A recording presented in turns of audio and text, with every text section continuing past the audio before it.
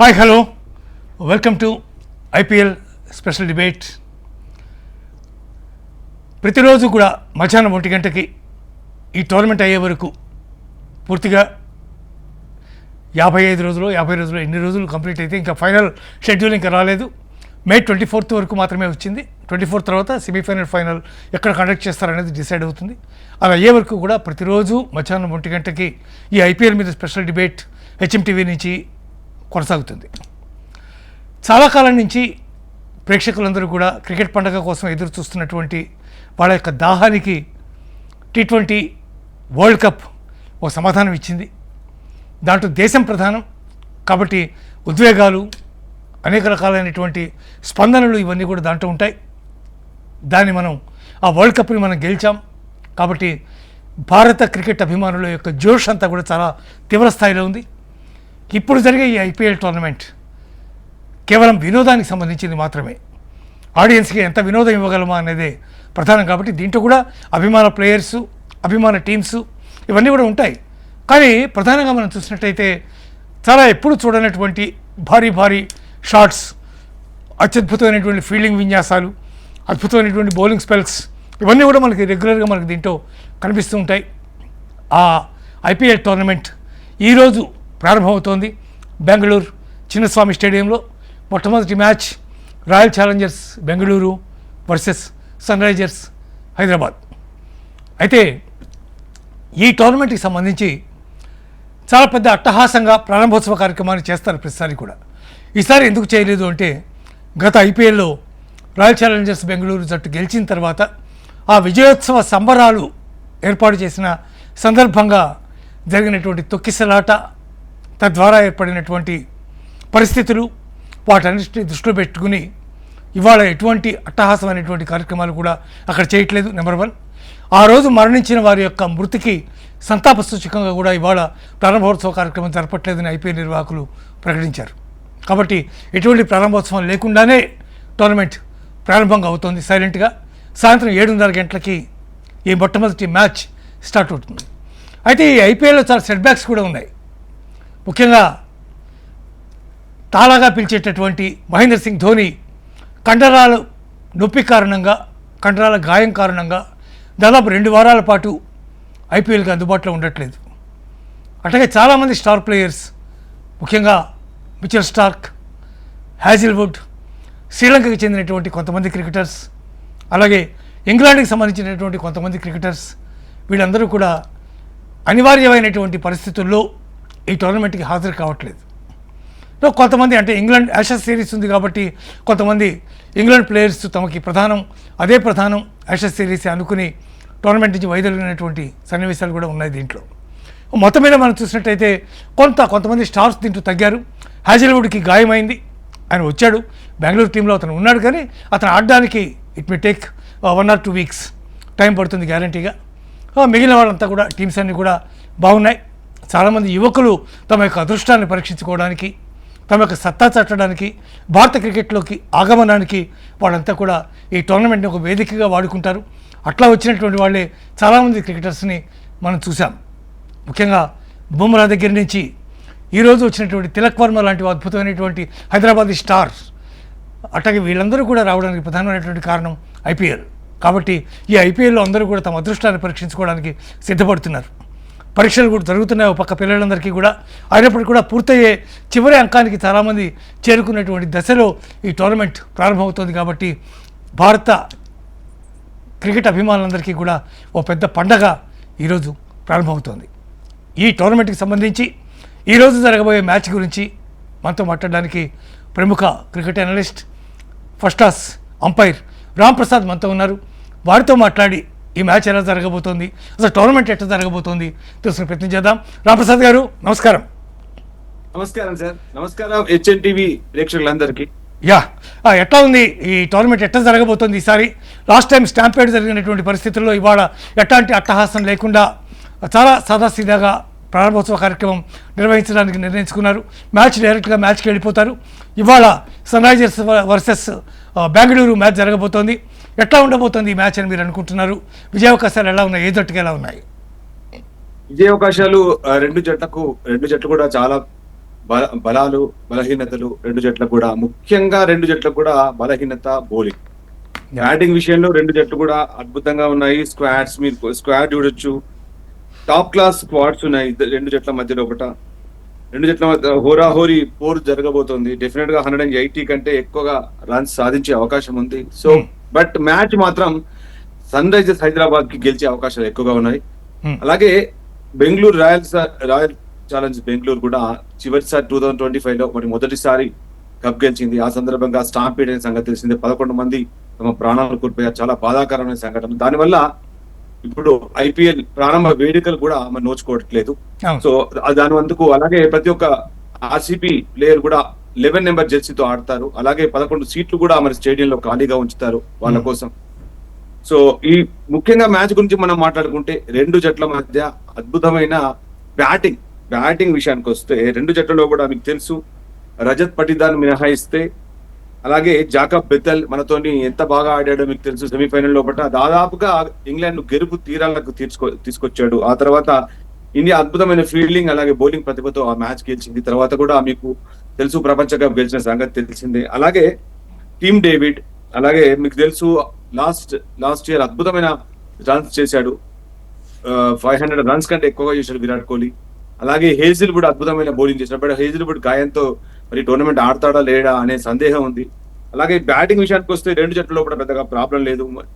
వెంకటేష్ అయ్యర్ కూడా ఆర్సీబీకి రావడం మనం చూస్తున్నాం. ముఖ్యంగా బౌలింగ్ విషయానికి మాత్రమే బౌలింగ్ లోపల భువనేశ్వర్ కుమార్ మీద మరి భారం పడే అవకాశం ఉంటుంది. బట్ భువనేశ్వర్ కుమార్ కూడా ఒకసారి పడుతూ లేస్తూ అతను మరి మ్యాచ్ గెలిపిస్తుంటాడు. అప్పుడప్పుడు ఒక మ్యాచ్ లో అద్భుతంగా బౌలింగ్ చేస్తాడు, మరి నెక్స్ట్ మ్యాచ్ లో సాధారణమైన బౌలర్ గా కనిపిస్తాడు. అలాగే కృణాల్ పాండ్యా లాస్ట్ ఇయర్ అద్భుతంగా రాణించాడు. మరి కృణాల్ పాండ్యా ఏ విధంగా రాణిస్తాడు అతను బౌలింగ్ లోపల. అలాగే రసిక్ సలాం, వీళ్ళందరూ కూడా ముఖ్యంగా ఫిల్సాట్ బ్యాటింగ్ గురించి మనం చెప్పుకోవాలి. వరల్డ్ కప్ లో చాలా అంచనాలు ఉండే, బట్ ఆ అంచనాలను మరి అందుకోలేదు. ఇంగ్లాండ్ కూడా మీకు తెలుసు, ఇంగ్లాండ్ లోపల ఎవరు కూడా ఒక ఇద్దరు మినహాయిస్తే అందరూ కూడా రాణించలేక చతికిల పడిపోయింది ఇంగ్లాండ్. అలాగే మన ఆర్సీబీ విషయానికి వస్తే సన్ రైజర్స్ హైదరాబాద్ విషయానికి వస్తే బ్యాటింగ్ గురించి మీకు తెలుసు. వరల్డ్ కప్ లో ఉర్రూతలూగించిన బ్యాటర్ ఇషాన్ కిషన్, అలాగే అభిషేక్ శర్మ మీకు తెలుసు ఐపీఎల్ లోనే చిచ్చర పిడుగులా మరి సాధించి తర్వాత ఇంటర్నేషనల్ మరి స్థానాన్ని దక్కించుకొని నెంబర్ 1 T20 ప్లేయర్ గా ఉన్నాడు. అభిషేక్ శర్మ డెఫినెట్ గా ఈ టోర్నీలో రాణించాలని చూస్తాడు, ఎందుకంటే వరల్డ్ కప్ లో చివరి మ్యాచ్ మాత్రమే రాణించాడు. సో అతని మీద కూడా ఒక విధమైన స్ట్రెస్ ఉంటుంది. అలాగే ఇంకా మిగతా హర్ష్ దుబే ఆల్రౌండర్ మనకు తెలుసు, లోకల్ అంటే మనకు ఇండియన్ డొమెస్టిక్ లో అద్భుతంగా రాణించిన ఆల్రౌండర్లు వీళ్ళందరి మీద. ట్రావెస్ హెడ్ మీకు తెలుసు ఎంతటి అరవీర భయంకరమైన ప్లేయర్. ట్రావెస్ హెడ్ ఒక్కసారి మరి విరుచుకుపడితే అమాంతం జట్టును సింగిల్ హ్యాండెడ్ గెలిపించేంత సత్తా బ్యాటర్స్ ఉన్నారు. సో ఈ లియాన్ లివింగ్స్టన్ కూడా రావడంతో అటు బ్యాటింగ్ బౌలింగ్ లో రెండు విభాగాల్లో కూడా అతను, ఇంకోటి ఏంటంటే ఫీల్డింగ్ లో కూడా అద్భుతమైన క్యాచెస్ పడతాడు. So England player missed in world cup, England జట్టులో కూడా స్థానం మిస్ అయినాడు.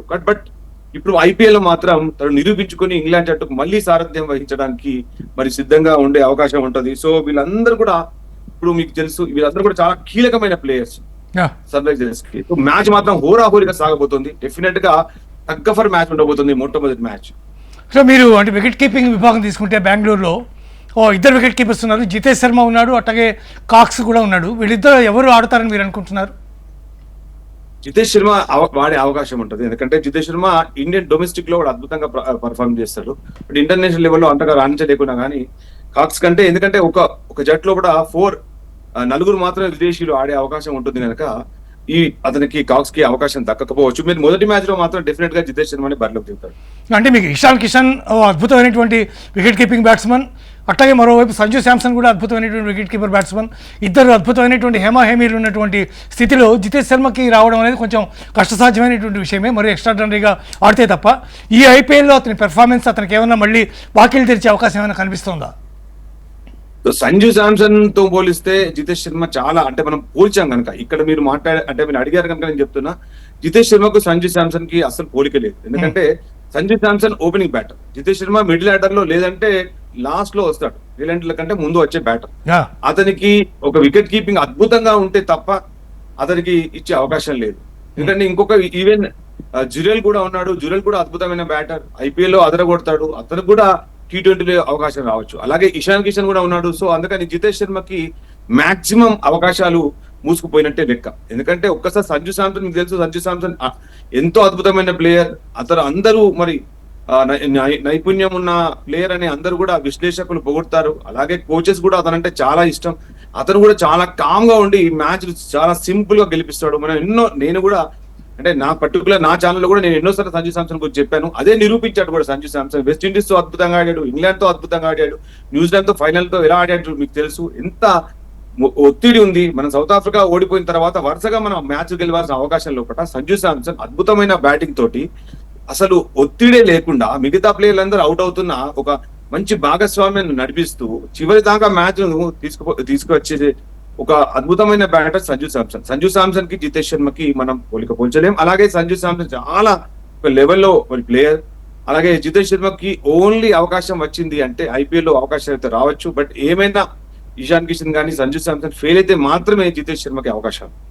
ఓకే, ఈ బౌలింగ్ విభాగం తీసుకుంటే మీకు హ్యాజల్వుడ్ ఎట్టకు కనీసం 2 వారాల పాటు ఆడే అవకాశం లేనటువంటి పరిస్థితి కనిపిస్తోంది ఈ బెంగళూరుకి. ఇటువంటి నేపథ్యంలో భారం అంతా కూడా భువనేష్ కుమార్ మీద ఎక్కువగా పడేటటువంటి పరిస్థితి ఉందా? డెఫినెట్ గా అతను ఒక సీనియర్. అతను ఇప్పటికే ఐపీఎల్ హైయెస్ట్ వికెట్ టేకర్ కూడా. మరి అతను జట్టును నడిపించాల్సిన అవసరం ఉంది. ఎందుకంటే మంగేష్ యాదవ్ కూడా ఒక కొత్త బౌలర్ వచ్చాడు. వీళ్ళ కూడా ఆల్రౌండర్. అంటే Mangesh Yadav is bowling allrounder. ఇంకా చాలా మంది బౌలర్లు ఉన్నారు. డఫీ కూడా మంచి బౌలర్ యాక్చువల్ గా. డఫీ కూడా న్యూజిలాండ్ ఫాస్ట్ బౌలర్. అతను కూడా మరి ఈసారి 2 కోట్లతో తీసుకున్నారు. సో అతను కూడా చాలా కీలకమైన బౌలర్. ఇంకొకటి ఏంటంటే రొమారియో షెఫర్డ్. ఇతను T20లో చాలా ఫేమస్ బౌలర్. చాలా ఇతోధికంగా అటు బ్యాటింగ్ లో అటు బౌలింగ్ లో రాణించగల సత్తా ఉన్న మరి రొమారియో షెఫర్డ్ చాలా కీలకమైన బౌలర్. అలాగే సుయాన్ శర్మ కూడా స్పిన్ వేస్తూ మరి ఆడతాడు. అలాగే స్వప్నిక్ సింగ్ ఉన్నాడు. నువాన్ తుషారా ఉన్నాడు. బట్ తుషారాకి మరి అతను ఆడతాడు లేదు. ఎందుకంటే శ్రీలంక మాక్సిమం ప్లేయర్స్ అందరూ కూడా ఫిట్నెస్ ప్రాబ్లమ్స్ తో ఉన్నారు. సో వీళ్ళందరూ కూడా మరి ఎన్ఓసి రావాలి. మరి వీళ్ళందరూ జట్టుతో ఎప్పుడు చేరుతారో కొంచెం సందేహంగానే ఉంది. మరి ఇప్పటి వార్తల ప్రకారం అయితే మరి శ్రీలంక ప్లేయర్ చాలా మట్టుకు ఫిట్నెస్ సమస్యలతో బాధపడుతున్నారు. సో అంటే బౌలింగ్ మాత్రం డెఫినెట్ గా 2 జట్లలో ముఖ్యంగా ఆర్సీబీ గురించి మనం మాట్లాడుతున్నాం కనుక ఆర్సీబీ జట్టులో కూడా బౌలింగ్ కొరత ఉంది. లాస్ట్ ఇయర్ అద్భుతంగా బౌలింగ్ చేసిన జాష్ హేజిల్వుడ్ లేకపోవడం మాత్రం అది ఆర్సీబీకి పెద్ద దెబ్బే. టిమ్ డేవిడ్ చాలా అద్భుతమైనటువంటి పెర్ఫార్మర్ నిజంగా. అంటే even not only for Australia, అతను ఏ టీంలో ఉంటే ఆ టీం చాలా అద్భుతమైన పెర్ఫార్మెన్స్ చేస్తుంది. బాంబే గతంలో సాధించినటువంటి అనేక విజయాల్లో టిమ్ డేవిడ్ యొక్క పాత్ర కూడా చాలా ప్రధానంగా మనకి కనిపిస్తుంది. టిమ్ డేవిడ్ ప్రత్యేకమైనటువంటి ఒక ఎసెట్గా నిలిచే అవకాశం కనిపిస్తుందా బెంగళూరుకి? టిమ్ డేవిడ్ చాలా కీలకమైన ప్లేయర్. ముఖ్యంగా ఆస్ట్రేలియా జట్టులో ఆడుతున్న అతను కార్పొరేట్ లీగ్స్ ప్రపంచవ్యాప్తంగా ఎక్కడ ఆడుతున్నా కానీ టిమ్ డేవిడ్ చాలా కీలకమైన ప్లేయర్. అతను చాలా వేగంగా ఆడుతుంటాడు. ముఖ్యంగా 6 హిట్టింగ్ లోపల అతను చాలా కీలకమైన ప్లేయర్. అలాగే ఇంటర్నేషనల్ 71 ఇంటర్నేషనల్ ఆడితే 1602 పరుగులు చేశాడు. 1602 రన్స్ చేశాడు. ఒక 100 ఉంది. అలాగే అతని స్ట్రైక్ రేట్ చాలా అద్భుతంగా ఉంటుంది. 170కి దగ్గరగా అతని స్ట్రైక్ రేట్ ఉంటుంది. చాలా కీలకమైన మిడిల్ ఆర్డర్ బ్యాటర్. ఒకవేళ వికెట్లు లేట్ గా పడిపోతే అతను బ్యాటింగ్ లో ముందుకు వచ్చే అవకాశం ఉంటుంది. ముఖ్యంగా డేవిడ్ కి ఎక్కువగా బాల్ కనీసం ఒక 20 to 30 బాల్స్ అతను మరి ఫేస్ చేస్తే ఇండియాలో హార్దిక్ పాండ్యా ఎట్లానో మరి ఆస్ట్రేలియాలో టిమ్ డేవిడ్ అలాగే. బట్ టిమ్ డేవిడ్ కూడా చాలా కీలకమైన బాధ్యత పోషించాల్సి వస్తుంది ఆర్సీబీకి. సో ఎందుకంటే అతను తక్కువ బాలలో ఎక్కువ పరుగులు చేయాల్సిన ఒక ప్లేయర్.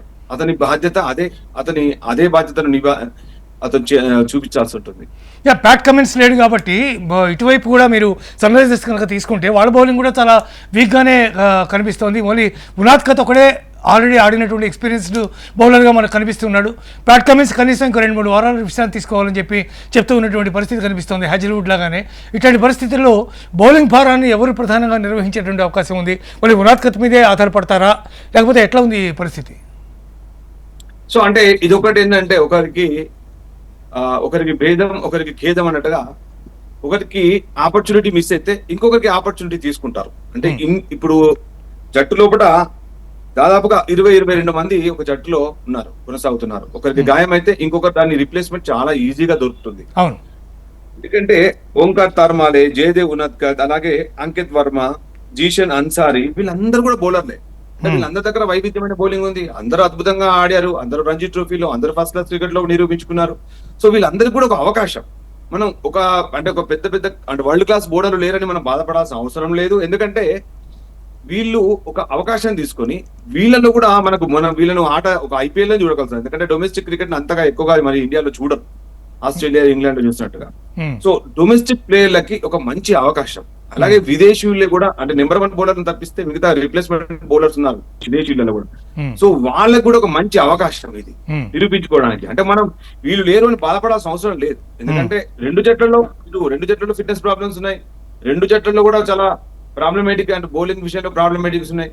సో ఈవెన్ బౌలింగ్ చేసినా వాళ్ళు గెలిపిస్తారంటే నమ్మకం లేదు. ఎందుకంటే బ్యాటింగ్ లో కూడా ఎందుకంటే బ్యాటర్స్ గేమ్ టోటల్ గా ఐపీఎల్ అనేది, T20 అనేది బ్యాటర్స్ గేమ్.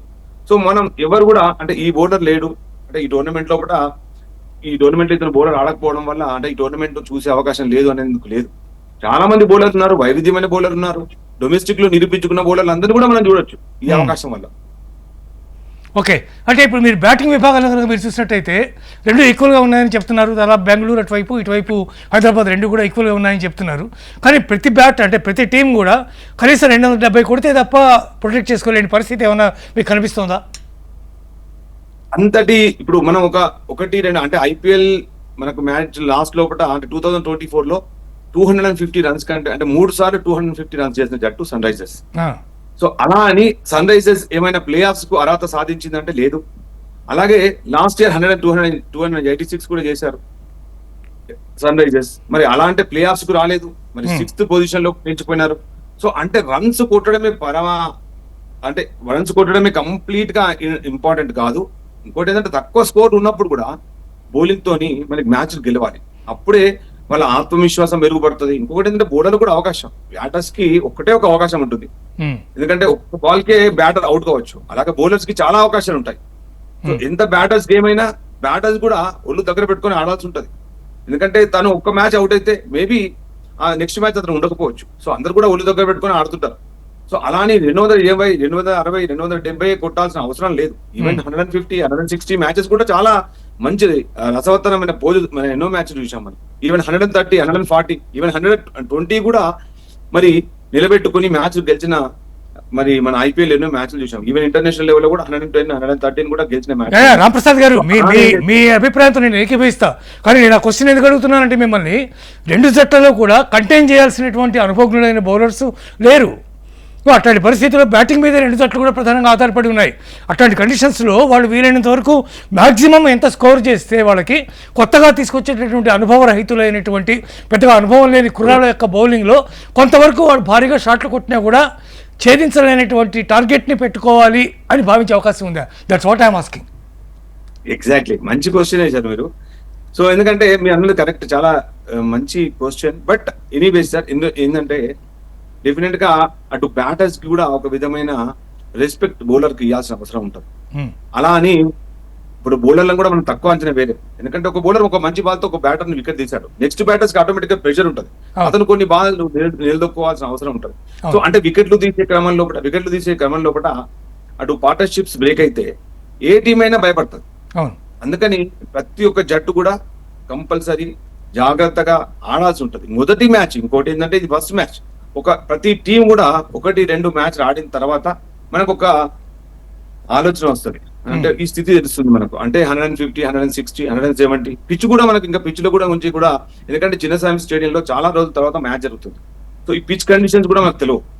సో అలాంటిదప్పుడు 200, 220 అనే కాదు, 180, 190 కూడా రెండు జట్లలో కూడా నిలదొక్కునే అవకాశం ఉంటుంది, గెలిచే అవకాశం ఉంటుంది, వాళ్ళు నిలబెట్టుకునే అవకాశం ఉంటుంది. టార్గెట్ ని చేజ్ చేసే అవకాశాలు చాలా తక్కువగా ఉండొచ్చు, అలాగే ఈజీగా కూడా టార్గెట్ ని చేజ్ చేయొచ్చు. ఎందుకంటే ముఖ్యంగా విరాట్ కోహ్లీ అట్లాంటి ప్లేయర్స్ చాలా మంచి ఫామ్ లో ఉన్నాడు, ముఖ్యంగా వైట్ బాల్స్ లో కూడా అద్భుతమైన ఫామ్ లో ఉన్నాడు. అటు T20 అతను మరి రిటైర్మెంట్ ప్రకటించిన, టెస్ట్లకు రిటైర్మెంట్ ప్రకటించిన, వన్డేల జట్లో కొనసాగుతున్నాడు. లాస్ట్ టైం నీకు తెలుసు అది ఎంత అద్భుతంగా ఆడాడు, వన్డేల లోపల ఎంత చురుగ్గా ఆడుతున్నాడు. మళ్ళీ మరి పాత విరాట్ కోహ్లీ గుర్తు 2 సెంచరీస్ చేశాడు కంటిన్యూస్ గా. 2 సెంచరీస్ చేశాడు. అలాగే ఇషాన్ కిషన్ ఇక్కడ అద్భుతంగా ఆడుతున్నాడు. అభిషేక్ శర్మ లాస్ట్ మ్యాచ్ లో మంచి ఫామ్ కనబరిచాడు. అంటే రెండు జట్లు కూడా హేమహేమైన బ్యాటర్స్ ఉన్నాడు. కానీ ఈ మొదటి మ్యాచ్ మాత్రం ఇద్దరు కూడా ఇది కొంచెం అనుభవాన్ని సాధించడానికి, అంటే మొదటిసారి ఈ ఐపీఎల్ 2026 లో మ్యాచ్ లో ఎలా ఆడాలి, ఏ విధంగా ఆడాలి, మళ్ళీ ఫామ్ ను, అంటే ముఖ్యంగా ప్రాక్టీస్ వేరు, మ్యాచ్ వేరు. Match is completely different to practice. So ఈ మ్యాచ్ ఎలా ఉంటుందంటే డెఫినెట్ గా అటు బౌలర్ కూడా, కొత్త బౌలర్లు ఏం చేస్తారు, నేను ఒక వికెట్ సాధించి నేను నిరూపించుకోవాలి, జట్లో కొనసాగించుకునే అవకాశాన్ని సృష్టించుకోవాలని బౌలర్ చూస్తుంటారు. అలా అని మనం ఏ బౌలర్ కూడా తక్కువ అంచనా వేయలేం. అనుభవజ్ఞులే కాదు, ఈ బౌలర్లకు కూడా అనుభవం ఇప్పుడే ఇంపార్టెంట్ అనేది చాలా ఇంపార్టెంట్. ఇది ఇప్పుడు పెద్ద పెద్ద ప్లేయర్లు లేని పక్షం లోపల వాళ్ళతోటి మన డ్రెస్సింగ్ రూమ్ పంచుకొని వాళ్ళ దగ్గర అనుభవం నేర్చుకుని ముఖ్యంగా రాణించే అవకాశాలు చాలా ఉంటాయి.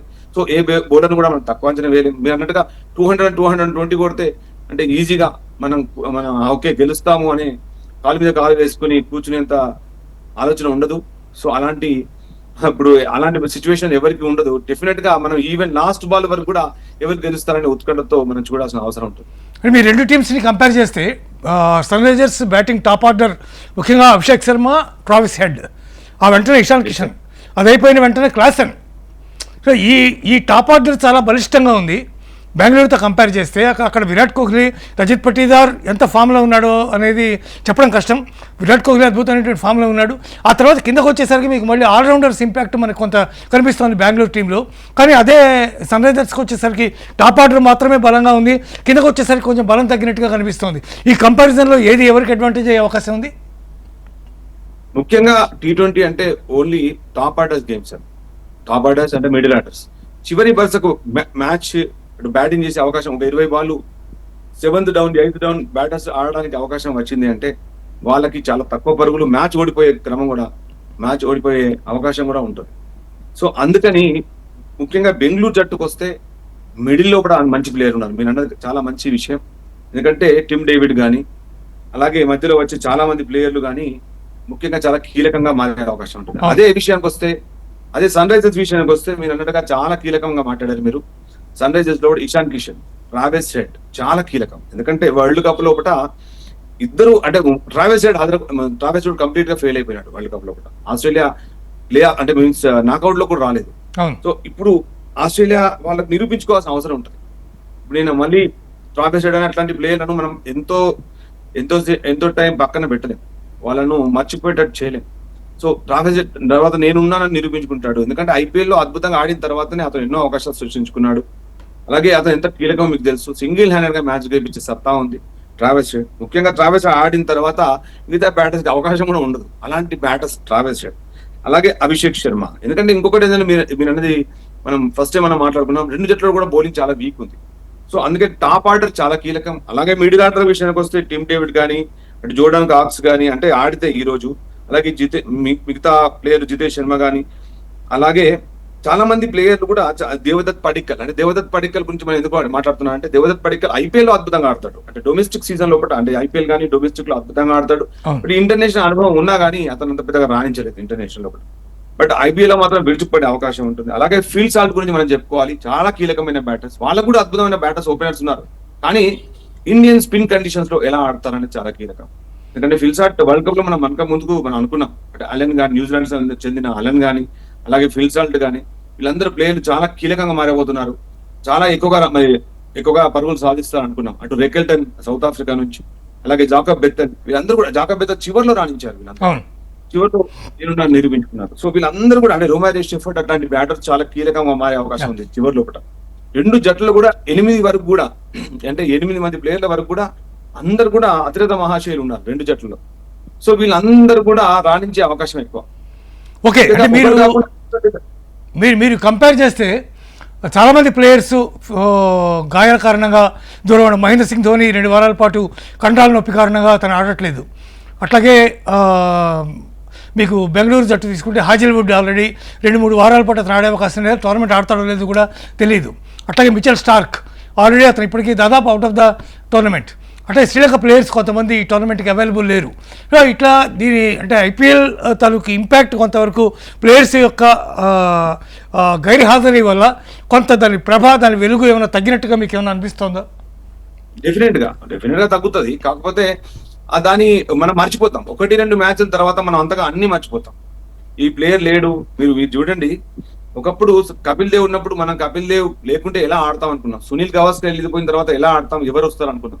తర్వాత సచిన్ టెండూల్కర్ వచ్చాడు, తర్వాత సచిన్ టెండూల్కర్ వెళ్ళిపోయాడు, విరాట్ కోహ్లీ వచ్చాడు, విరాట్ కోహ్లీ పోయాడు, ఇప్పుడు సంజు శాంసన్ వచ్చాడు, అలాగే శుభ్మన్ గిల్ వచ్చాడు. అందరు ప్లేయర్లు వస్తారు. అంటే మనం ఏంటంటే క్రికెట్ ఆడుతున్నప్పుడు మనం ఎప్పుడైతే ప్రజెంట్ లో ఉంటాం, మనం పాస్ట్ లో మనం ఎక్కువగా ఆలోచించాం. ఎవరు కూడా పాజిటివ్ గానే ఉంటారు. అటు ప్రేక్షకులు కానీ, అభిమానులు, విశ్లేషకులు కానీ అందరూ కూడా మీరు అబ్జర్వ్ చేయండి.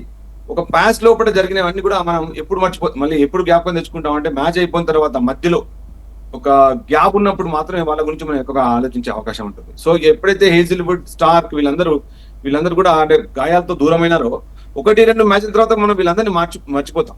మేబీ మళ్ళీ వాళ్ళు తిరిగి వచ్చిన తర్వాత వాళ్ళకు జట్లో అవకాశం కూడా ఉండకపోవచ్చు. అలాంటి స్థితి కూడా ఎన్నోసార్లు జరిగింది.